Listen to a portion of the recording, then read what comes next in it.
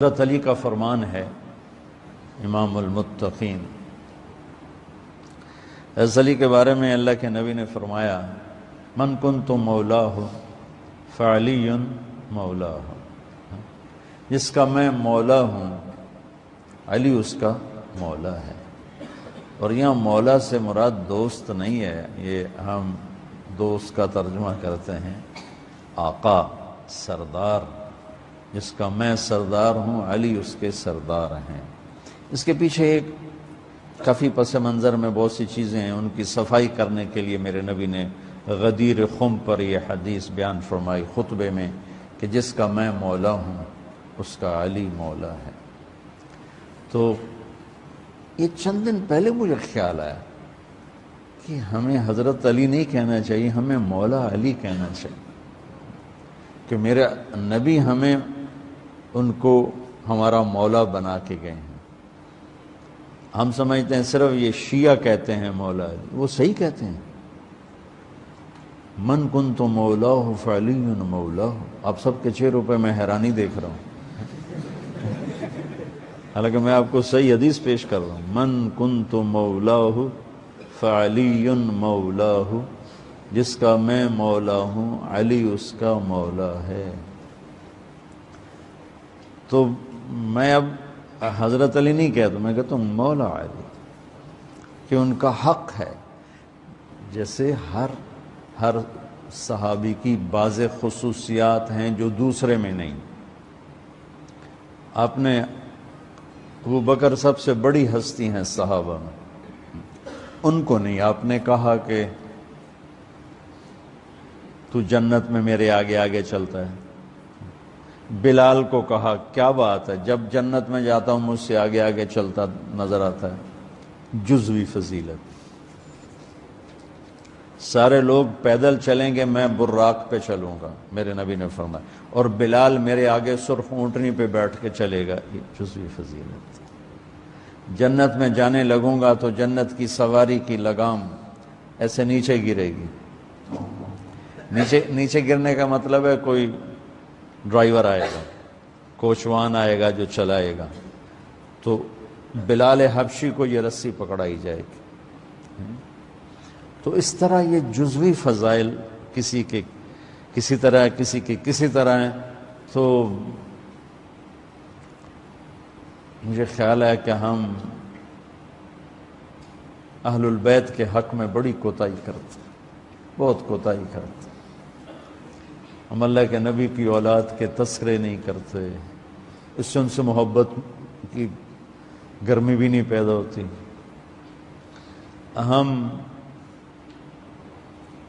تم میری اولاد کی برائیاں میرے سامنے شروع کر دو تو تم مجھے اچھے لگو گے، اور میرے سامنے آ کر میری تعریف شروع کر دو، چاہے مجھے پتہ بھی ہو جھوٹی تعریف کرنا، تو بھی میرا دل خوش ہو جائے گا۔ تو ہم نے نا اللہ کے نبی کے گھرانے کے بارے میں بہت کوتاہی کی ہے، بہت کوتاہی کی۔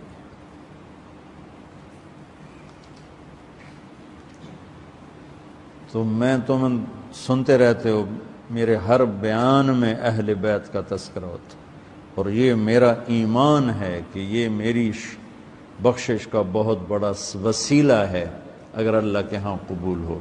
ریاکاری میں مردود ہو گیا تو وہ تو الگ بات ہے، اور جو اس کا ہر فیصلہ حق ہے، لیکن اگر میرے اللہ نے قبول فرمایا تو میرے بیانوں میں میری سب سے بڑی متاع میرے نبی کے گھر کا تذکرہ ہے۔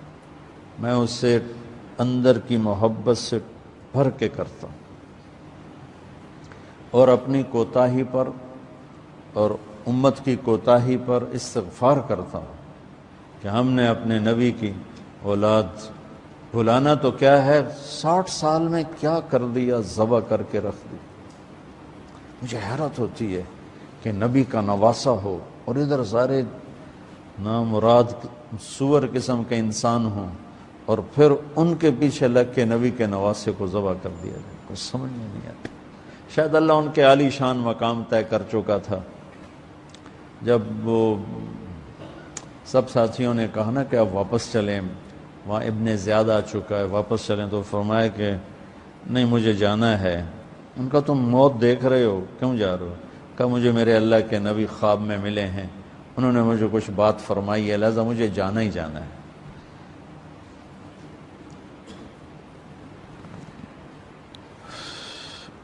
میں پتہ نہیں بیان کیا کر رہا تھا حضرت علی کا،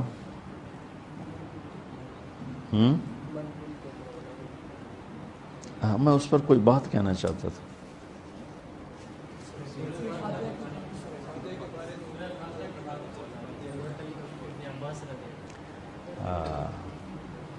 مولا علی نے فرمایا اگر میں سورہ فاتحہ کی تفسیر کروں، سورۃ فاتحہ کی تفسیر لکھواؤں تو 70 اونٹوں پہ لادی جائے گی، 70 اونٹوں پہ۔ اور یہ خالی دعویٰ نہیں تھا، ایک حدیث اور سنو۔ ایک دفعہ عشاء کی نماز پڑھا کے تشریف فرما ہوئے اور فرمایا آؤ آج میں تمہیں سورہ فاتحہ کی تفسیر سناؤں۔ تو شروع کرتے ہیں بسم اللہ سے، اور بسم اللہ کی با سے شروع کرتے ہیں۔ عربی میں تو حروف کا بھی مطلب ہوتا ہے نا، با کا مطلب بیان کرنا شروع کیا اور فجر کی اذان ہو گئی، بات چل رہی تھی۔ خارجی تھا وہ، خوارج تو خوارج ہے۔ اسی لیے حضرت علی کی ایک بات یاد رکھیں، آپ نے فرمایا تھا سیہلک فی فئتان، میرے بارے میں 2 جماعتیں گمراہ ہو جائیں گی، محب مفرط و مبغض مفرط۔ ایک وہ ہوں گے جو میری محبت میں بڑھ جائیں گے اور مجھے مولا علی مشکل کشا حاجت روا خدا بنا ڈالیں گے، وہ بھی ہلاک ہو جائیں گے۔ اور ایک وہ ہیں جو میری دشمنی میں بڑھ جائیں گے، مجھے مسلمان بھی نہیں سمجھیں گے، خوارج۔ یہ دونوں برباد ہو جائیں گے۔ بچنے والے صرف اہل سنت والجماعت ہوں گے، جو مجھے علی بھی مانیں گے، رابع الخلفاء بھی مانیں گے، داماد نبی محمد مصطفیٰ بھی مانیں گے، اہل بیت کا سردار بھی مانیں گے، ابو الحسن والحسین بھی مانیں گے رضی اللہ عنہ۔ صرف وہی کامیاب ہوں گے۔ تو حضرت علی نے فرمایا کہ جب ابو بکر امیر تھا تو علی وزیر تھا، جب عمر امیر تھا تو علی وزیر تھا، جب عثمان امیر تھا تو علی وزیر تھا، اس لیے فتوحات ہوتی رہیں۔ جب میں امیر بن گیا، تمہارے جیسے وزیر بن گیا، تو فتوحات کہاں سے ہوں گی؟ اور اسی لیے خوارج نے باقاعدہ ایک مقام پہ بیٹھ کے خفیہ میٹنگ کی، انہوں نے کہا یہ 3 آدمی جب تک قتل نہ کر دیے جائیں اسلام کو ہم نہیں مٹا سکتے۔ ایک تو حضرت علی ہے اور ایک حضرت معاویہ ہیں، ایک عمر ابن العاص ہیں رضوان اللہ علیہم اجمعین۔ عمر ابن العاص گورنر تھے مصر کے، حضرت معاویہ گورنر تھے شام کے، اور حضرت علی خلیفہ رسول اللہ تھے۔ انہوں نے 3 آدمی تیار کیے۔ انہوں نے کہا کہ تینوں آدمی جو ہیں وہ دن بھی اور وقت بھی مقرر کر لو کہ تینوں کے تینوں صبح کی نماز چونکہ اندھیرے میں پڑھی جاتی ہے اس وقت حملہ کریں، ایک حضرت عمر بن العاص پہ، ایک حضرت معاویہ پہ، ایک حضرت علی پہ، تاکہ ایک ہی دن اسلام کی یہ 3 نابغہ روزگار شخصیتیں جو ہے وہ ختم ہو جائیں۔ عبد الرحمن ابن ملجم جو ہے بدبخت، اسی لیے حضور نے فرمایا تھا اشکل اولین قدار ابن سالف۔ آپ نے فرمایا تھا کہ علی پہلے دور میں جو لوگ گزرے ہیں ان میں جو سب سے بڑا بدبخت تھا جس نے حضرت صالح علیہ السلام کی اونٹنی کو کاٹا تھا، اور میری امت میں سب سے بڑا بدبخت وہ ہوگا جو تیرا قاتل ہوگا۔ عبد الرحمن ابن ملجم بھی آ کے مسجد میں چھپ کے بیٹھ گیا۔ وہ تینوں اپنی اپنی ڈیوٹی پہ پہنچے، لیکن اللہ کی شان ہے عمر ابن العاص نماز پڑھانے نہیں آئے، کوئی دوسرا آیا، حضرت عمر ابن العاص تو بچ گئے۔ حضرت معاویہ رضی اللہ تعالیٰ عنہ پہ اس ظالم نے وار کیا، لیکن وار اوچھا پڑا، آپ کے بازو تو کٹا ایک طرف سے، لیکن آپ کی زندگی بچ گئی۔ عبد الرحمن میں ملزم مسجد میں چھپا بیٹھا تھا، حضرت نے جب فرمایا الصلاۃ الصلاۃ صفوا صفوفکم، اور ظالم نے سر پہ تلوار ماری جو یہاں تک اتر گئی۔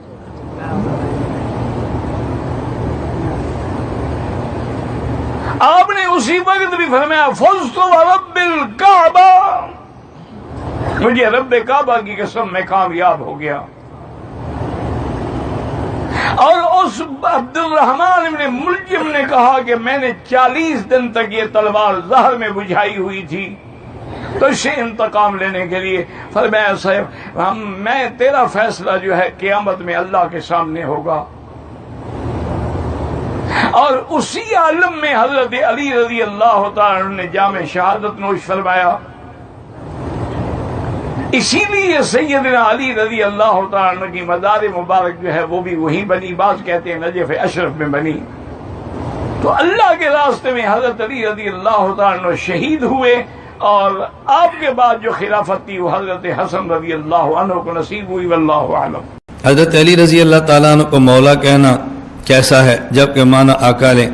دیکھیں مولا کے کئی معنی ہیں، ایک معنی غلام بھی ہے، ایک معنی آقا بھی ہے، اس کے کئی معنی ہیں نا۔ حضرت علی رضی اللہ تعالیٰ عنہ مولا ہیں، ولایت سے ہے، جس کا معنی دوستی بھی ہے، محبت بھی ہے، لیکن جب ایک ہی لفظ کا استعمال مخالف عقیدہ والا غلط عقیدہ میں کرے تو پھر اس کے استعمال سے بچنا چاہیے، کیونکہ اس سے اشتباہات پیدا ہو جاتے ہیں۔ اب ہم کہتے ہیں بھئی رسول اللہ صلی اللہ علیہ وسلم مدینہ منورہ میں ہیں اور ہم سرگودا میں ہیں، اگر یہاں سے درود پاک پڑھنا چاہیں تو اللہم صلی علی محمدن پڑھیں، نبی کریم صلی اللہ علیہ وسلم کے روضے پر پڑھنا چاہیں تو الصلاۃ والسلام علیکہ یا رسول اللہ پڑھیں۔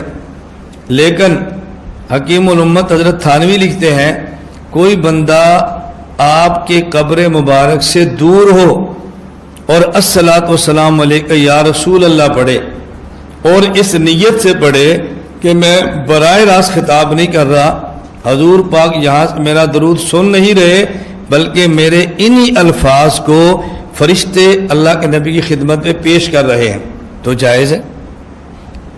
لیکن اس کا یہ معنی تھوڑا ہے کہ ہر بندے کو پڑھنے کی اجازت دی جا رہی ہے۔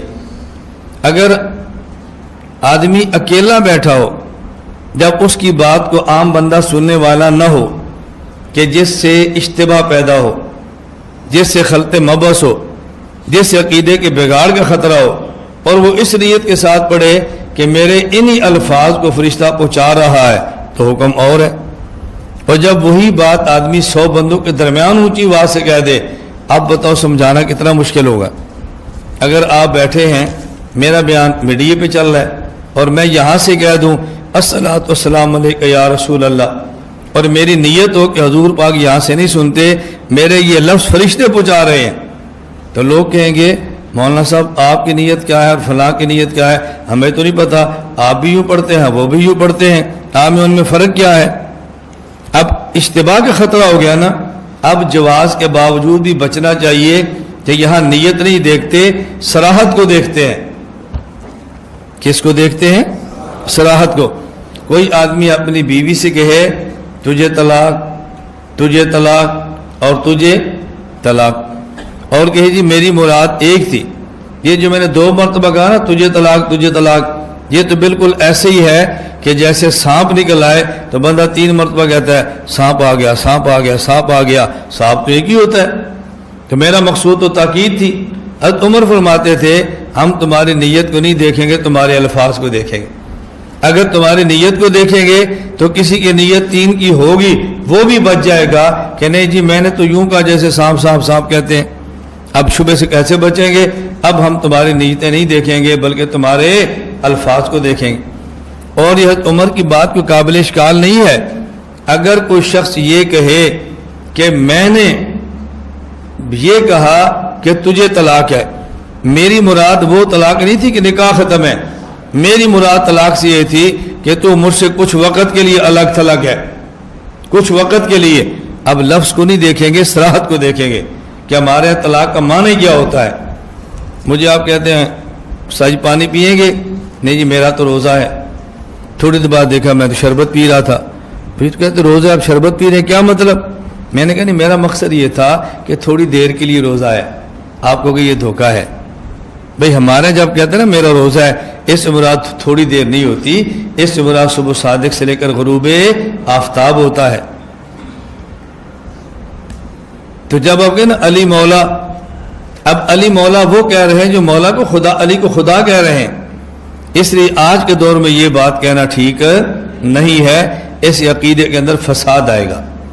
اور یہ بات یہ نشین فرما لیں، اگر آپ یہ سمجھیں نا کہ ہم تھوڑا سا پیار دے کے ان والی باتیں کہیں گے وہ ہمارے ہو جائیں گے، یہ نہیں ہو سکتا، یہ نہیں ہو سکتا۔ قرآن کریم میں ہے وَلَن تَرْضَىٰ عَنْكَ الْيَهُودُ وَلَا النَّصَارَىٰ حَتَّىٰ تَتَّبِعَ مِلَّتَهُمْ۔ یہ خطاب اللہ اپنے محمد نبی کو فرما رہے ہیں کہ میرا پیغمبر یہ یہود و نصارہ تب تک آپ سے راضی نہیں ہوں گے جب تک آپ الیاذ باللہ یہودی یا عیسائی نہ ہو جائیں۔ تو صرف مولا علی کہنے سے خوش ہو جائیں گے، ایسا نہیں ہوگا۔ اپنے آپ کو دھوکے کے اندر مت ڈالو، اور خود کو دھوکے میں ڈال کر امت کو دھوکے کے اندر مت ڈالو۔ مولانا سے کوئی اچھا سا لفظ ہے ہی نہیں، ہمارے محبوب۔ اس لیے مولانا طارق جمیل صاحب نے فرمایا علی کو مولا کہنے میں کیا اس میں حرج ہے؟ سمجھ شریف میں ہے کہ نہیں؟ علی کو مولا کہنے میں کیا حرج ہے؟ من کنت مولاہ فعلی مولاہ، ترمذی جلد ثانی کے اندر ہے۔ اس لیے حضرت اقدس نے احسان کر دیا ہمارے سنیوں پر کہ آج کے بعد کہا کرے مولا علی، بولو آج کے بعد کہا کرے کیا ہے؟ مولا علی۔ سمجھتا ہے؟ ماشاءاللہ شیعوں کی جان میں جان آ گئی کہ حضرت اقدس عظیم انسان، اس میں تبلیغ دین کی خدمت نہیں ہوگی تو کب ہوگی؟ دین کی خدمت یہی تو ہے کہ ایک ضعیف روایت کو حضرت نے اپنی مبارک زبان پر کبھی کر دیا، ایک سمجھ میں۔ دوسرا مسئلہ یہ ہے کہ یہ کس تناظر میں یہ حدیث تھی؟ خالد بن ولید اور علی کے آپس میں لڑائی ہوگی۔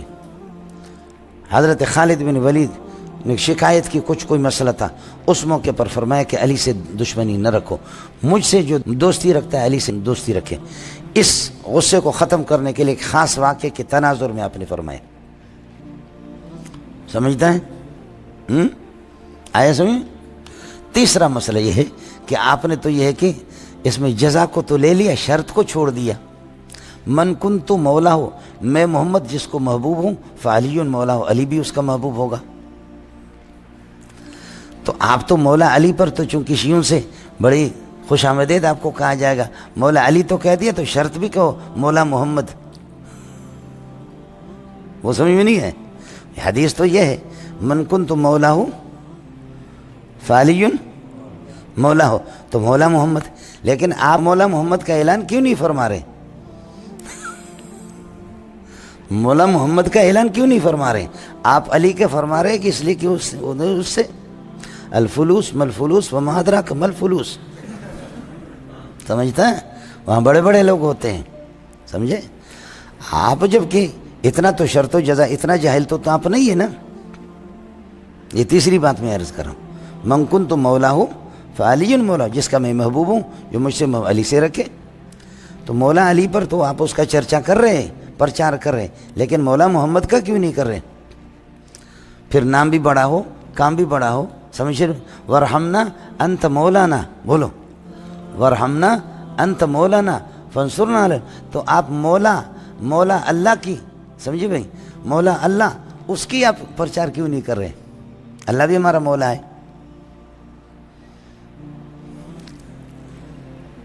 سمجھتے ہیں؟ اللہ بھی کیا ہے؟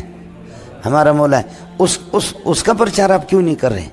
پھر مسئلہ یہ ہے انما ولیکم اللہ ورسولہ، انما ولیکم اللہ ورسولہ والذین آمنوا، انما ولیکم اللہ ورسولہ والذین آمنوا یقیمون الصلاۃ ویؤتون الزکاۃ وہم راکعون، ایمان والے بھی ہے تو مولا مومنین، سمجھ رہی میں کہ ہمارے مولانا منظور صاحب، میں مومن تو ہوں یا کافر سمجھتے آپ مجھے؟ میں مسلمان ہوں، مومن ہوں یا مرتد ہوں؟ تو فرمایا انما ولیکم اللہ ورسولہ والذین آمنوا الذین یقیمون الصلاۃ ویؤتون الزکاۃ والذین آمنوا الذین یقیمون الصلاۃ. تو سارے مومن ولی اور مولا ہیں. تو مولا منظور سمجھے، مولا گولڑ خان، مولا شبڑ خان. تو ایک کہ تم مولا کا پرچار کر رہے ہو اور ادھر کیوں نہیں کر رہے؟ جیسے کہ تقلید شرک ہے تو ابو حنیفہ کی تقلید بھی شرک ہے، شافعی کی بھی شرک ہے، احمد بن حنبل کی بھی شرک ہے، امام مالک کی بھی شرک ہے. لیکن کبھی بھی آپ نے نہیں دیکھا ہوگا کہ غیر مقلدین نے کوئی کتاب لکھی ہو کہ امام مالک کی تقلید. ساری کتابیں حنفی کی خلاف. حنفی کنگلے ہیں، ان کے پاس پیسے ہی نہیں ہے. بولو، حنفی کنگلے، تقلید تو سب کے شرک ہے. حنفی کنگلے، کتابیں لاکھوں لکھی گئی ہے، لکھی جا رہی ہے، لکھی جائیں گے. وہ سب کے سب کس کے خلاف ہے؟ حنفی کے. شافعی کی تقلید وہ شرک ہی نہیں ہے، وہ تو عین ایمان ہے، اس لیے کہ ان کے پاس پیسہ ہے، وہ عرب لوگ ہیں. حنابلہ سعودیہ کی حکومت ان کے پاس ہے، ان کی تقلید شرک نہیں ہے، عین ایمان ہے. اس کے خلاف نہ ہندوستان میں نہ پاکستان میں کسی بھی غیر مقلد نے کتاب نہیں لکھی. مالکیہ کی تقلید شرک نہیں ہے، دبئی پورا مالکی حکومت ہے، وہ عین ایمان ہے. سمجھے؟ تقلید صرف شرک ہے ابو حنیفہ کے کا کنگلا اور اس کے ماننے والے سارے کنگلے. یہ وہ تحریکیں ہوتی ہے پیچھے کی جو اللہ آپ کا بھلا کرے، امریکہ کی سازش ہے. اس کو لوگ سمجھتے نہیں. سمجھے؟ اچھا کہ ہمارے حضرت نے، سمجھے، سنی غریب سارے رو رہے ہیں کہ حضرت نے نام بھی بڑا کام بھی بڑا. سمجھے؟ مولا علی، بولو کیا ہے؟ مولا علی. اور ابھی کسی داڑھی منڈے سے جا کر کے بیعت بھی کر دی. داڑھی منڈے، ہم تو پنجتنی ہے، مولانا بھی پنجتنی ہے. وہ گلابی پگڑی بھی اس کو باندھی. اب پتہ نہیں وہ پگڑی ہے یا کسی عورت کا شلوار ہے، سمجھے نا، گلابی گلابی رنگ کے. سمجھے؟ اور اس کے ہاتھ چوم رہے، اس کا احترام کر رہا ہے. سمجھ شریف میں ہے کہ نہیں؟ من وقر صاحب بدعت فقد اعان علی ہدم الاسلام. یہ کوئی اخبار جنگ میں آیا کیا؟ یہ اخبار جنگ ہے یا اللہ آپ کا بھلا کرے کیا ہے؟ یا جیو ٹیلی ویژن کی خبریں جو میں آپ کو سنا رہا ہوں؟ من وقر صاحب بدعت فقد اعان علی ہدم الاسلام. اذا مدح الفاسق غضب الرب. جب فاسق کی تعریف کوئی کرتا ہے، فاسق کو چڑھاتا ہے کہ اس سے یہ مدینہ کی ریاست قائم کرے گا، عرش جنبش میں آ جاتا ہے، حرکت میں آتا ہے کہ تو نے کس خبیث کی تعریف کی. یہ اخبار جنگ نہیں، حدیث آپ کو سنا رہا ہوں. اذا مدح الفاسق غضب الرب. سمجھے؟ اس لیے غضب رب کو ہم برداشت کر رہے ہیں آسانی سے، لیکن پیسوں کو چھوڑ نہیں سکتے. جو بڑی بڑی رقمیں ہوتی ہیں، $1 مت ڈالر وما ادراک مت ڈالر. سمجھ رہی میں کہ ڈالر ہی ڈالر، سمجھتے ہیں؟